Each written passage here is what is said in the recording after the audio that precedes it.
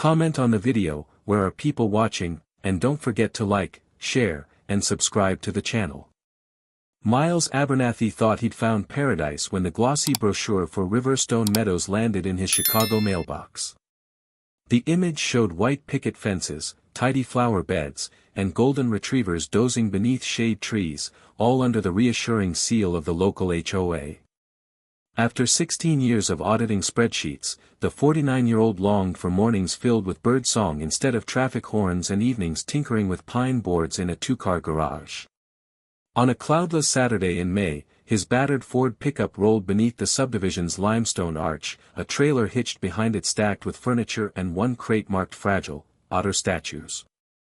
Neighbors waved from porches. Children pedaled their bikes in polite circles.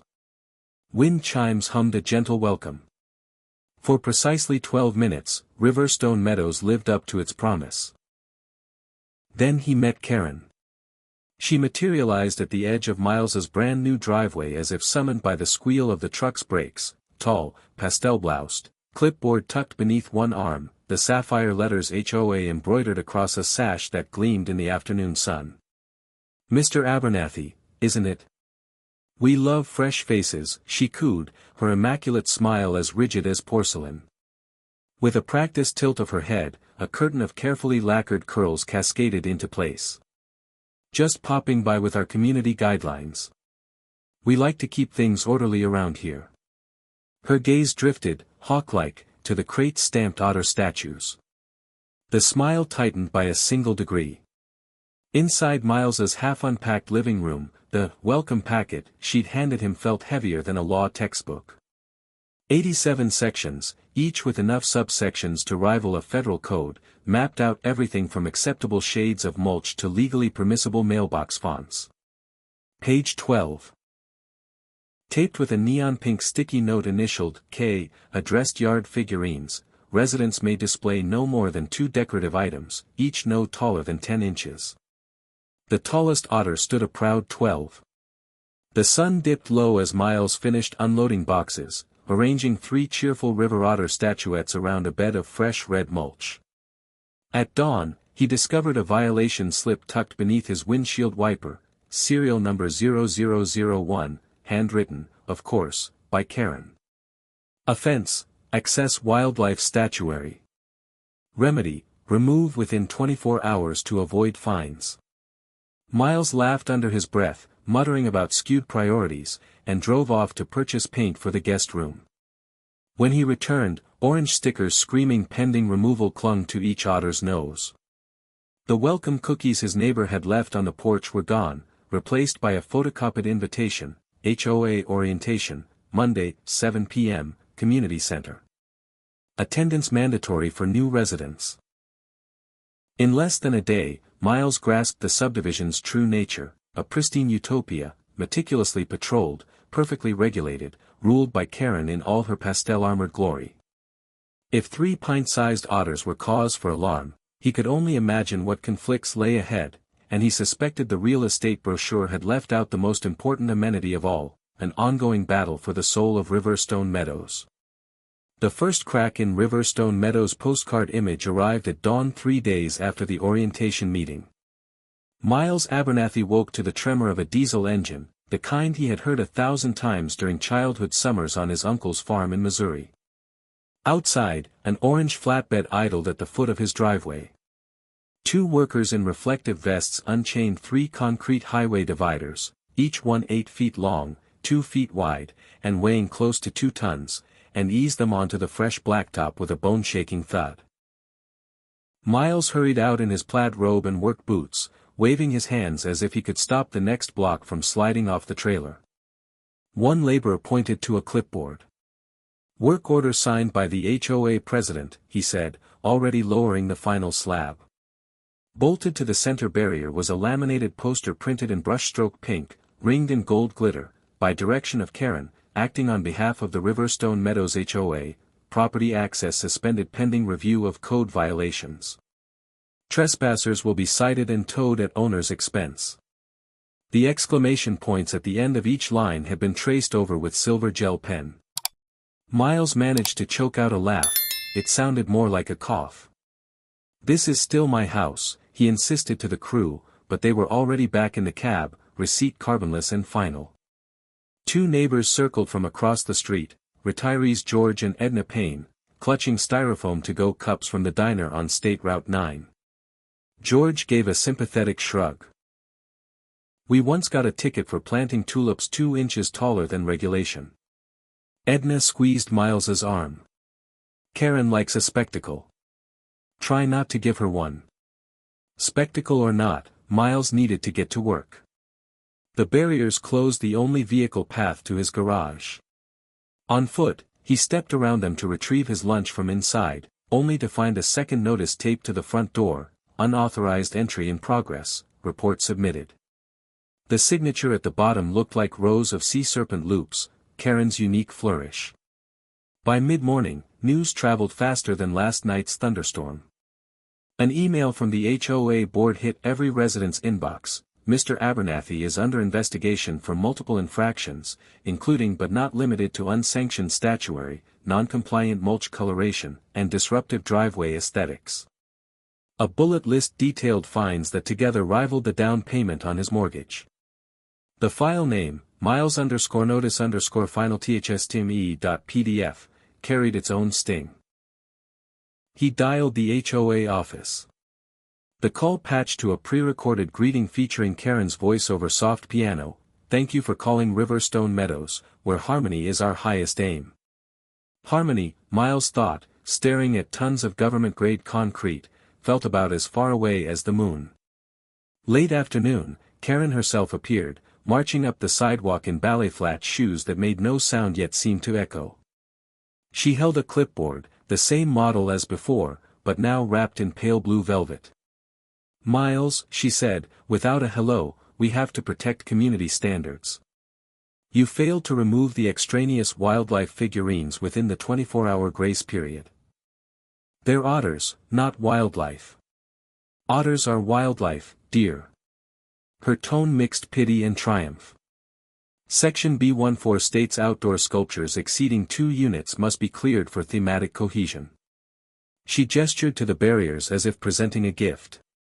"Until the Compliance Committee." A body of impartial homeowners, myself included, convenes. These barricades safeguard the neighborhood brand. "I can't even park my truck." "That's temporary." Miles glanced at her clipboard. "Temporary like my welcome packet's 87 sections," Karen's smile faltered, "barely." She pulled a business card from a satin pouch. "Deputy Director of Residential Aesthetics, Riverstone Meadows HOA." Under her name, in smaller print, was the motto "Order by Design." "You'll thank me later," she said. "Chaos spreads fast. We prune early." With that, she pivoted and strode away, leaving a faint trail of citrus perfume and glitter flakes. Night creeped over the subdivision. Motion sensor lights bounced off the gray slabs, giving them an almost theatrical glow. Miles paced his living room, counting ways those barriers broke municipal code: no permit, no reflective paint, no visibility clearance for emergency vehicles. He considered renting a forklift, calling a lawyer, or grabbing a sledgehammer. Then remembered the neon violation slip on his windshield.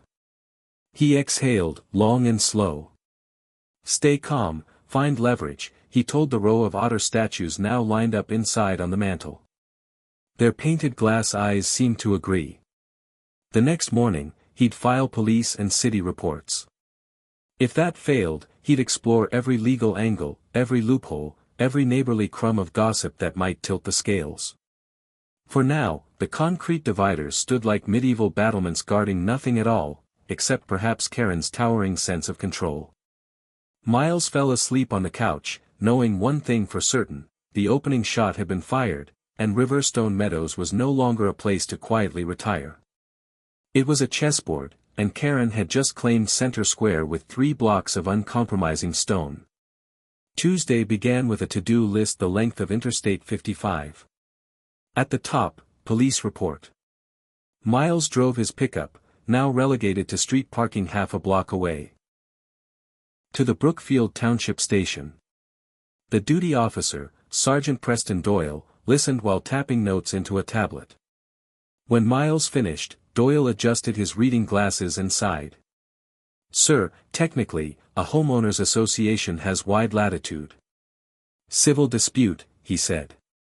"We can send an officer for a wellness check, but if no one's in immediate danger, we treat it as HOA business." "Wellness check?" Miles echoed. "She walled off my driveway. That's unlawful obstruction." Doyle leaned back. "If the structures sit entirely on your private property, you can remove them, at your own risk. But I advise caution. The HOA might pursue damages. Best to resolve through mediation." Mediation. Miles pictured sitting between Karen and an attorney while she lectured on mulch hue. He asked to file the report anyway. Doyle obliged, emailing a case number that felt more like a parking receipt than justice. Back home, Miles discovered a white envelope wedged in the storm door. Notice of continued noncompliance. The letter congratulated him on accruing an additional fine of $150 for inappropriate curb appeal due to vehicular displacement. Translation: parking on the street. He poured coffee, black and scalding, and opened a spiral notebook he titled Counteroffensive Ideas. He listed city ordinances, zoning rules, and a note to research whether a private citizen could request a fire safety inspection on a subdivision that had just blocked an ingress route. Mid-scribble, his phone rang. Caller ID, Karen. He let it go to voicemail. Moments later she texted a photo of his barriers framed in soft morning light, captioned, "A picture-perfect commitment to neighborhood order." Miles nearly spilled his mug. "How does one fight a person who thinks cinder blocks are a work of art?" he muttered. The afternoon brought uninvited visitors, a pair of HOA compliance liaisons, in navy polo shirts. They measured distances from the barriers to the curb, took photos of Miles's mailbox from 4 different angles, then left without a word. He filmed them from the porch, narrating each action, determined to build his own evidence cache. At dusk, Edna Payne rang the bell holding a peach pie. "Thought you could use comfort food," she said. Over crumbly crust and sweet filling, Edna revealed that Karen's influence stretched well beyond ornamental edicts. "She's on the board of every club in town, garden, book, yoga. People comply because it's easier than fighting." Miles asked, "Has anyone taken her to court?" "Once," Edna whispered. "A retired colonel sued after she fined him for an unapproved flagpole. He sold the house 6 months later." "Why?" Edna hesitated. Karen uncovered something embarrassing about his finances. "Nothing illegal, just enough to make living here awkward." So, Miles thought, she plays leverage games. He thanked Edna, stacked 2 slices of pie into Tupperware, and sat at the computer. If Karen trafficked in secrets, he needed intel of his own, information solid enough to counter her political gravity. He scoured public records, deeds, liens, campaign donations. Nothing flagged. He typed Riverstone Meadows HOA budget into a search bar but found only sanitized annual summaries. He clicked social media. Karen's profiles were immaculate, a timeline of bake sale trophies and pastel-themed party photos.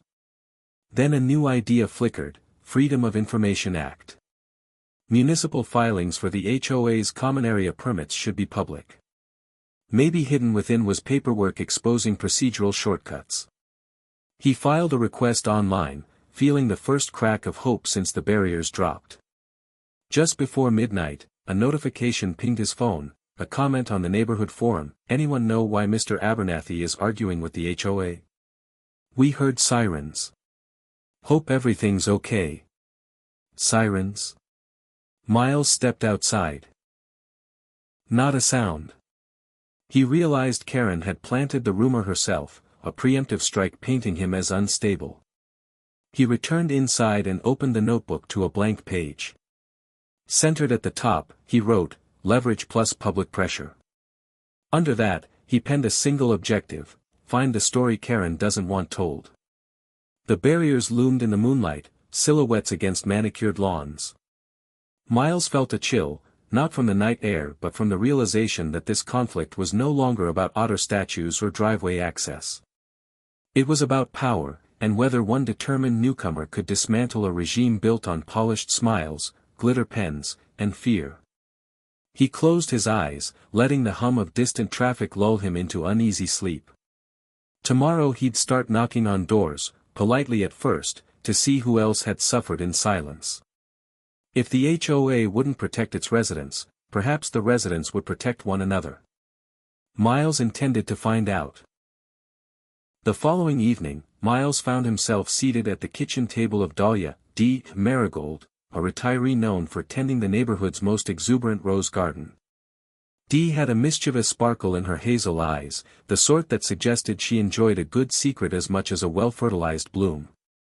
"George and Edna said you're looking into Karen's shenanigans," she began, pouring chamomile tea into mismatched porcelain cups. "I may have a tidbit." Miles leaned forward. "I'm all ears." Dee flipped open a scrapbook crammed with party invitations, newsletter clippings, and candid snapshots. "I served on the social committee until Karen reorganized it, meaning, kicked out anyone who disagreed with her. During the last charity auction I handled the silent bid sheets. Guess whose name popped up on expensive items paid in cash?" She pointed to a photo from the event. Karen posing beside a 5-foot glass dome, inside which stood a meticulously posed chipmunk wearing a miniature tuxedo, mid-dip with a chipmunk bridesmaid. The title card read "Woodland Wedding Tableau, donated by Regency Taxidermy." Miles blinked. "Taxidermy wedding diorama. That's certainly unique." "Unique and pricey," Dee said. $4,000. Karen outbid everyone. Did she pay with HOA funds? Dee clicked her tongue. "That, my dear, is the question." She produced a thumb drive. Scanned copies of invoices addressed to Community Improvement Reserve. The reserve is funded by everyone's dues. "Do you have proof she took delivery?" A sly grin. "I have photos of her unloading boxes at midnight. Infrared trail cam. Squirrels, sorry, chipmunks, balanced on dollhouse chairs." Miles almost laughed. Almost. So the HOA president might be funneling community money into a private collection of dressed-up rodents? Dee nodded. And if the board knew, they looked the other way. He accepted the drive, heart pounding. "Why help me?" "Because my roses were once cited for excessive fragrance." She sipped tea. "And because bullies crumble when sunshine hits their secrets."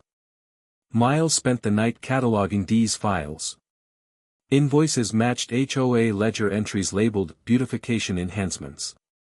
The amounts varied, $300 here, $600 there, but over 2 years totaled nearly $43,000. Enough to finance an army of chipmunk tableaus. He plotted next steps. Leaking data anonymously? Risky, Karen could dismiss it as fabricated. Public confrontation? Only if he had undeniable proof. He needed additional eyewitnesses and physical confirmation. 2 days later, opportunity arrived.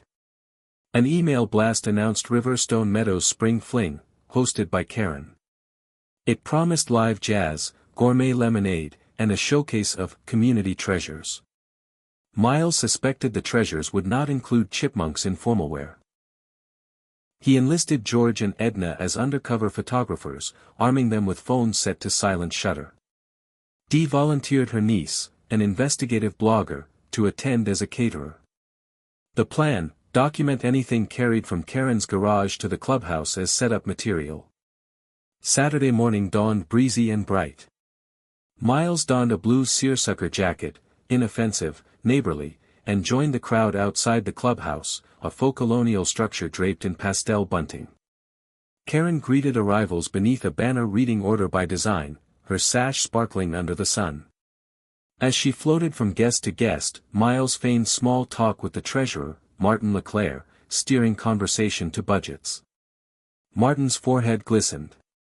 "All expenditures are approved by majority vote," he insisted, adjusting his tie. Including decorative rodents? Miles asked casually. Martin's eyes widened. Decorative what? Before he could answer, a shout rose near the loading bay. Dee's niece emerged, phone raised, filming two volunteers struggling with a wooden crate stenciled Regency taxidermy, fragile. Karen rushed over, voice pitched high. Private decor pieces. Handle with care. She noticed Miles watching. Their gazes locked. For the first time, her porcelain smile cracked. The crowd's buzz swelled.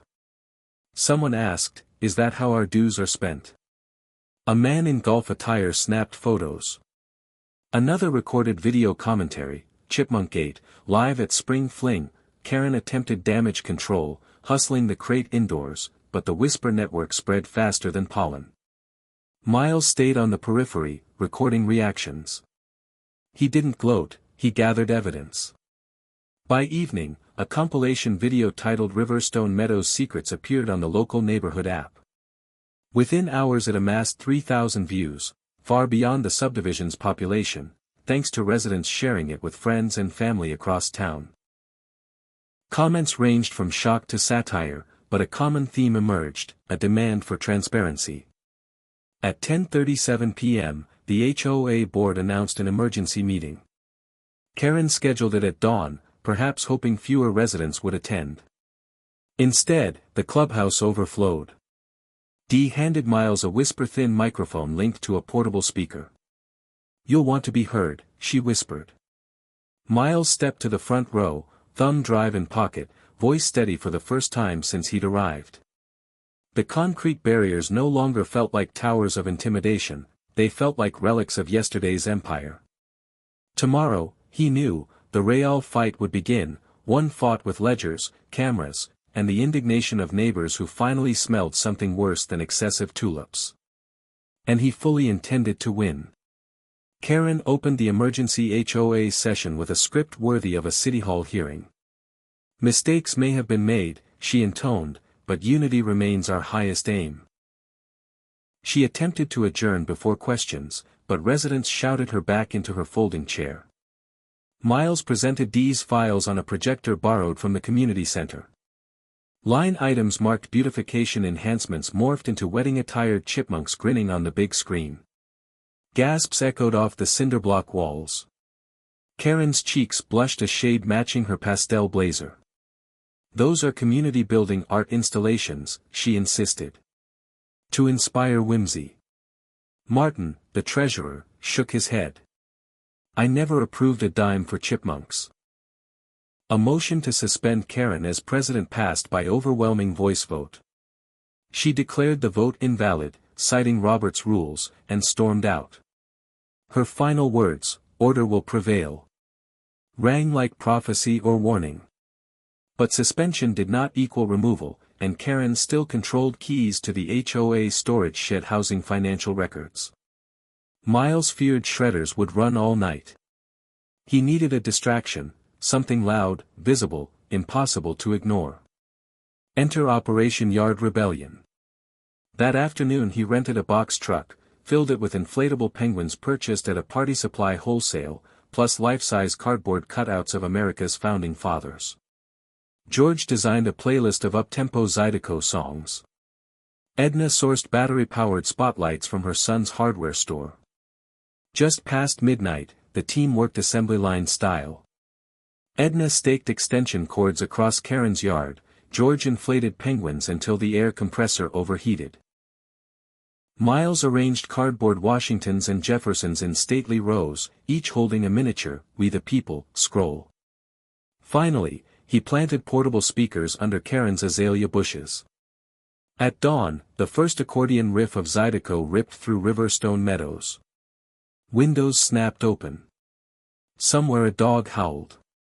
Karen appeared on her porch in a silk robe, mouth agape. Her lawn was a carnival of monochrome birds bobbing in rhythmic unison, dancing in time with trumpets and washboards. Within minutes, residents in pajamas formed a sidewalk audience. Some cheered, others recorded. George handed out earplugs labeled Freedom Plugs. Dee held a poster, "This art installation sponsored by Community Spirit, cost, $0. Karen dialed the police. 2 squad cars arrived. Officer Cindy Morales stepped out, surveyed the scene, and approached Miles. "Sir, are these yours?" "Indeed," Miles said. "All on public display until removed by the homeowner, per Section B14. Outdoor sculptures permitted during daylight for seasonal events. We declare this National Penguin Awareness Season." Morales suppressed a smile. "You have 24 hours to vacate." "Fair enough," Karen sputtered. "He's harassing me." The officer turned. "Ma'am, loud music after 10 p.m. violates noise bylaws, but it's 7 a.m. We'll document a courtesy warning." Miles whispered to George, 3 hours of polka would have triggered decibel rules. Zydeco buys us daylight. By mid-morning, local news vans rolled in. The story, "Suburban Showdown over Inflatable Penguins," made a perfect human interest segment. Reporters interviewed onlookers. Dee delivered polished sound bites about fiscal responsibility. Miles, playing humble newcomer, expressed hope for a friendly resolution anchored in transparency. Karen barricaded herself indoors. Curtains twitched as cameras broadcast her penguin-plagued lawn live at noon. Social media crowned the saga #PenguinGate. Behind the spectacle, Martin the treasurer used the distraction to escort an independent auditor into the HOA shed. They emerged with boxes of ledgers stacked like Jenga towers in the back of a pickup. The chain of custody was secure, every receipt, every cancelled check was headed for forensic review. At sundown, Miles and team deflated the penguins, packed up the cutouts, and rolled the truck away, on schedule, compliant with Section B14. The yard looked oddly empty without 72 black and white birds. Yet in their place lingered something far more disruptive, a neighborhood awakened to its collective power. Karen's porch light flicked on. She stepped outside, gaze sweeping the bare grass, newly marred by dozens of small peg holes. Her expression hardened. She lifted a garden trowel and stabbed one stray plastic penguin that George had missed. The squeal of escaping air carried across the cul-de-sac. Cell phone flashes erupted as neighbors documented the act. Officer Morales, still on patrol, witnessed the scene. "Ma'am, that belongs to Mr. Abernathy," Karen whirled, trowel raised. "It's litter." "Put the tool down," Morales ordered. Karen refused. The second penguin punctured. Morales stepped forward, cuffs clicked. The neighborhood watched as their once untouchable president was placed in the back of a cruiser for vandalism and disorderly conduct. Miles exhaled, equal parts relief and disbelief. Operation Yard Rebellion had achieved its goal: distract, uncover, and force a public tipping point. Yet the real battle, the one about money, power, and chipmunks in tuxedos, was about to enter a courtroom. And Miles intended to see it through to the end. Karen's overnight stay in the county holding facility rocked Riverstone Meadows harder than any gardening violation could. Early the next morning, a sheriff's deputy and an animal control officer executed a judge-approved search warrant on her home. Miles stood behind the yellow tape beside reporters, notebook ready. The attic hatch creaked open, and boxes emerged, dozens of them, each labeled Regency Taxidermy, Premium Preservation. One crate cracked, revealing a miniature ballroom of chipmunks in satin gowns twirling beneath crystal bead chandeliers. Gasps rippled through the watchful crowd. An officer descended carrying a ledger bound in burgundy leather, HOA seal embossed on the cover. The deputy announced, "Financial documents recovered, potential evidence of embezzlement." Karen, released on bail, arrived in a cab just in time to see her secret world paraded down the driveway. She lunged toward the officers, screeching, but her attorney restrained her. Paparazzi shutters clacked like hail. In the days that followed, revelations poured out. The ledger chronicled payments dating back 5 years, repairs never made, landscaping projects billed but uncompleted, equipment bought twice. all funneling funds into cultural acquisitions from Regency taxidermy. Total misappropriated dues, $86,000. The HOA board, fearing liability, voted unanimously, minus Karen, now suspended pending criminal proceedings, to lift the concrete barriers. A flatbed hauled them away, leaving scuffed asphalt as the only memory. Residents applauded. Some broke into spontaneous jazz hands, inspired by the lingering traces of Zydeco. Miles declined interviews at first. He wanted facts secured, not headlines. He coordinated with the county prosecutor, turning over Dee's files, Martin's audited spreadsheets, and footage from Penguin Gate. Karen's attorney tried a classic defense: my client encouraged community art, any financial discrepancies were clerical errors. But the sheer volume of chipmunk ensembles made that argument as thin as tissue paper. Prosecutors added a charge of abuse of trust, a felony. Meanwhile, Riverstone Meadows buzzed with energy. Neighbors who barely waved before now hosted potlucks. Edna's tulips blossomed untrimmed. George installed a flagpole, the same height the colonel once fought for, and hoisted the stars and stripes at dawn. One evening, Miles found a handwritten note on his porch: "Thank you for reminding us one person can make a difference. Your grateful neighbors." Inside the envelope, a gift certificate to the local lumber yard, enough to build the workbench he'd dreamed about when he bought the house. Yet Miles couldn't relax. Trials move slowly, memories fade, and Karen's allies still whispered that the subdivision risked bankruptcy from legal fees. He drafted an open letter explaining the long-term savings of rooting out corruption early, circulated it through the forum, and invited questions. Transparency, he believed, would inoculate against rumor. At the preliminary hearing, the courtroom gallery overflowed. Reporters jockeyed for seats. Residents arrived in matching T-shirts that read "Chipmunks are not community improvements." Karen took the stand to plead not guilty. Her once immaculate hair hung limp, the glitter manicure dulled. The prosecution presented photos, invoices, and the burgundy ledger. Defense counsel objected. Judge Priscilla Hammond overruled. She set trial for 6 weeks later, denying Karen permission to travel out of state. Outside, a journalist asked Miles if he felt vindicated. He paused. "It's not about me," he said. "It's about trust. An HOA's job is to protect homeowners, not exploit them." That quote landed on the evening news, followed by a split screen of chipmunk tableaus. Viewership spiked, advertisers loved it, the story spread across regional networks. An entertainment blogger dubbed Miles the suburban reformer, while a true crime podcast requested an interview. He declined, for now. His focus stayed on the pending trial and ensuring every document remained intact.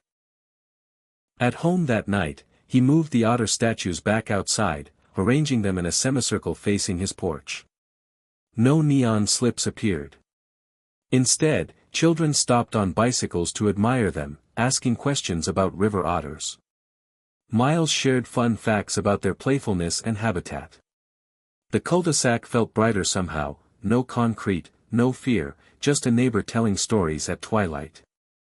He looked toward Karen's darkened house. For years, fear of fines had kept shutters closed and conversations short. Now windows glowed from inside, silhouettes of people talking, laughing, living. He whispered to the otters, "We're almost there." Because a battle won was not yet a war concluded. But for the first time, victory seemed inevitable. Trial week arrived in a swirl of spring pollen and media vans.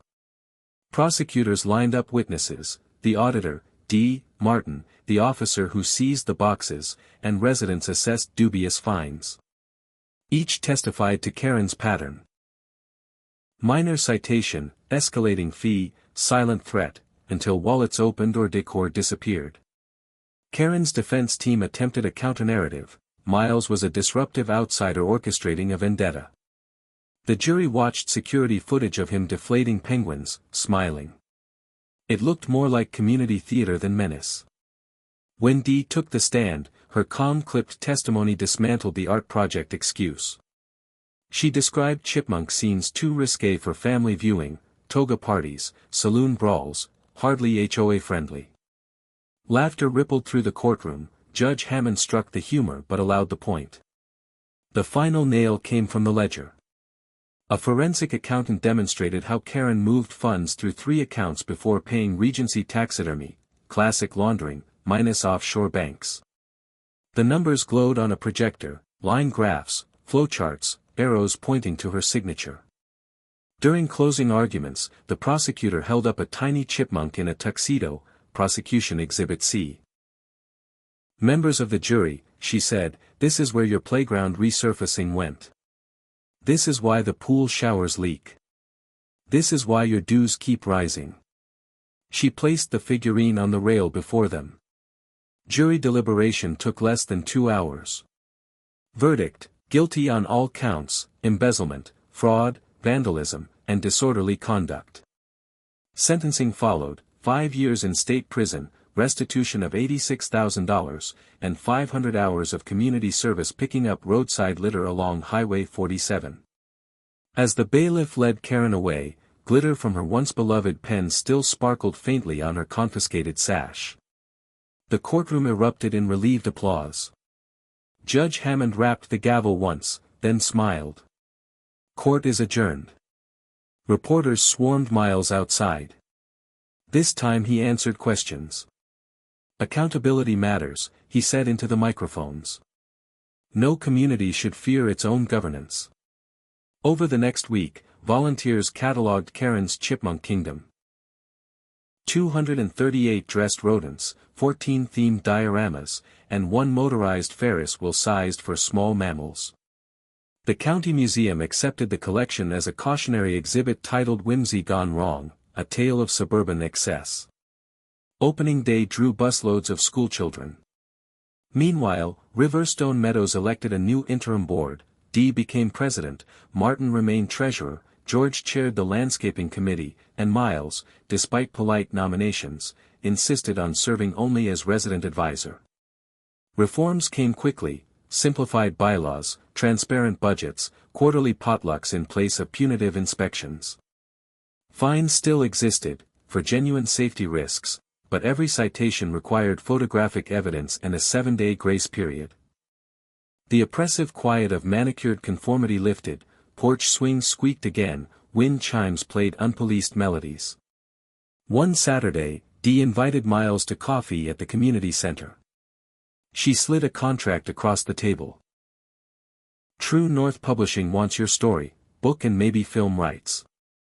They contacted me because you never answer unknown numbers. Miles laughed. I wanted one normal weekend. They're offering an advance that would pay off your mortgage, Dee said gently. And readers could learn how to stand up to the small tyrannies in their lives. He reviewed the outline, working title The Barrier Scheme. Chapters traced his journey from welcome packet to verdict. The final chapter bore a suggestion from Dee: remember, the real victory isn't toppling a tyrant. It's helping neighbors trust one another again. Miles signed, pen steady. If it helps one subdivision out there, he said, it's worth the glitter in my driveway. Word spread through media circles.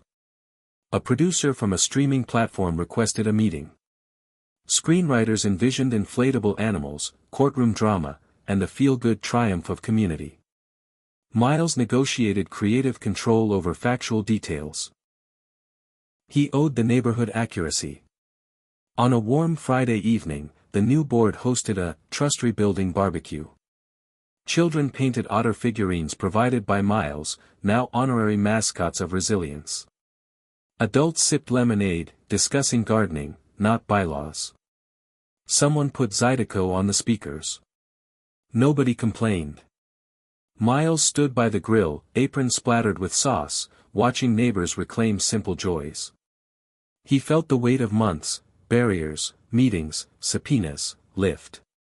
The subdivision looked imperfect and alive. He thought of Karen's warning, order will prevail. She was half right, he mused. Order had returned, just not the version she imagined. Summer settled over Riverstone Meadows like a seasoned quilt, bright patches, occasional frayed edges, stitched together by shared experience.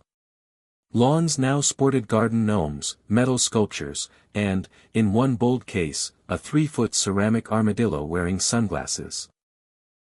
The new HOA guidelines encouraged expressive decor, so long as it didn't block sidewalks or emergency access.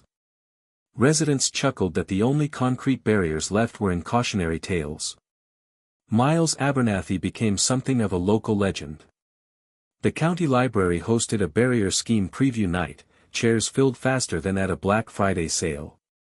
Older couples thanked him for proving retirement communities didn't have to feel like boarding schools.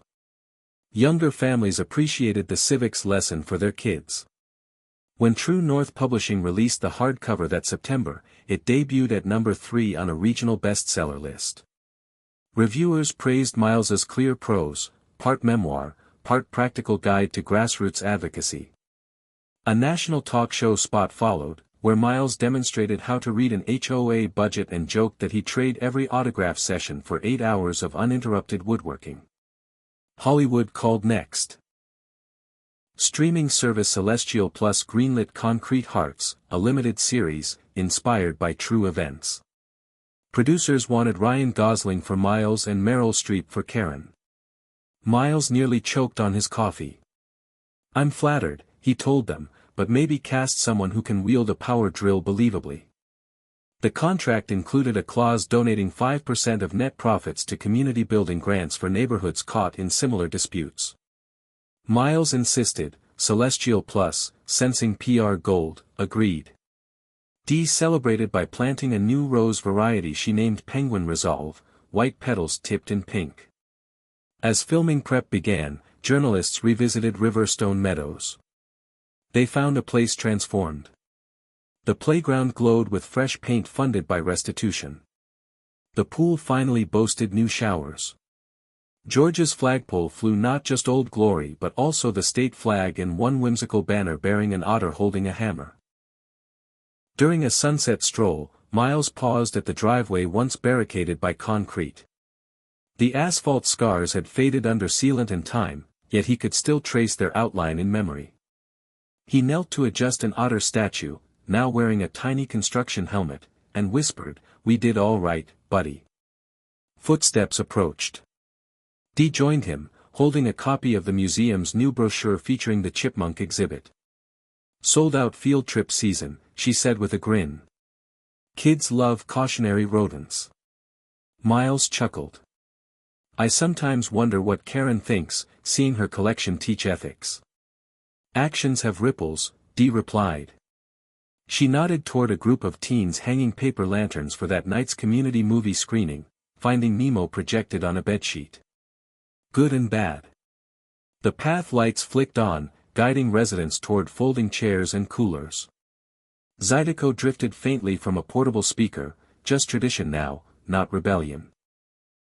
Miles breathed in cut grass, grilled onions, flowering roses. Ordinary scents, extraordinary because they were shared, not imposed.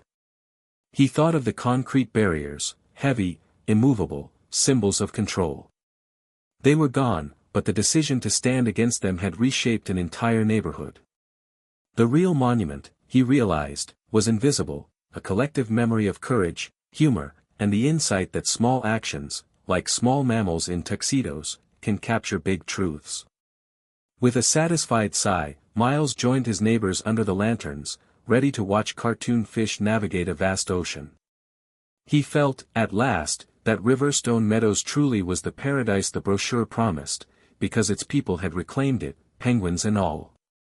When we peel back the humor of otter statues, penguin invasions, and tuxedo-clad chipmunks, Miles Abernathy's saga reminds us of 3 enduring truths. First, ordinary people can, and must, challenge petty tyrannies. Whether those tyrannies come from rigid homeowners' rules, office politics, or social expectations, silence grants them power. A single voice, respectfully raised, can start the shift toward fairness. Second, community is forged through shared action, not enforced conformity. The neighbors of Riverstone Meadows rediscovered friendship and color precisely when they stopped fearing glitter ink citations and began listening to one another. Third, transparency protects everyone. Open budgets, clear guidelines, and honest dialogue inoculate a neighborhood, or a family, a business, even a nation, against abuse. For adults and seniors, these lessons ring especially true. We've seen how small injustices snowball when left unchecked, and we know that dignity, humor, and courage can break the cycle. So, the next time life sets a 2-ton concrete barrier in your path, remember Miles. Gather the facts, rally your allies, stay within the law, keep your sense of humor, and push back with persistence and grace. In doing so, you not only reclaim your driveway, you plant a legacy of integrity for the generations who follow. If this story inspired you to stand a little taller, please like this video, subscribe to the channel, and tap the notification bell so more people can join us in building communities rooted in respect, accountability, and just a dash of joyful rebellion.